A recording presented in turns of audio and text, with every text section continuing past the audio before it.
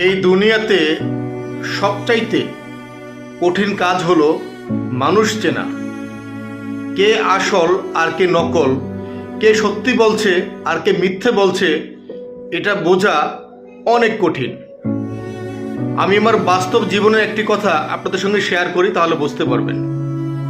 গত 4 দিন আগে এক ভদ্রলোক এসেছিলেন আমার অফিসে একটা কাজের জন্য। তিনি একটা হাই স্কুলের শিক্ষক, সহকারী শিক্ষক। তো উনি যখন আমার অফিসে এসেছিলেন, ওনার ব্যবহার, ওনার কথাবার্তায় এতটাই ভালো, এত ভদ্র মানুষ, এত ভালো মানুষ যে আমি তার আচরণে, তার কথাবার্তায় মুগ্ধ হয়ে গেছি। সে এসেছিলেন আমার কাছে তার একটা কাজ নিয়ে।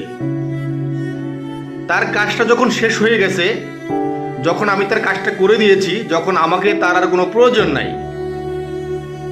তখন তার ব্যবহার ঠিক উল্টো হয়ে গেছে। যতটা ভালো ব্যবহার দেখিয়েছিল, ঠিক তার উল্টো ততটাই সে খারাপ। তার সাথে আমার একটা লেনদেন আছে। সে আমার অফিস থেকে যখন চলে গিয়েছে, তার সাথে যে আমার লেনদেন আছে সেটা সে পরিশোধ না করে এখন সে আর আমার ফোন ধরছে না, কারণ আমাকে তার কোনো প্রয়োজন নেই, তার কাজ হয়ে গেছে। এই হলো মানুষের আসল চরিত্র। তাই মানুষকে খুব সহজে বিশ্বাস করবেন না। কে সত্যি বলছে আর কে মিথ্যে বলছে, এটা বোঝা অনেক কঠিন।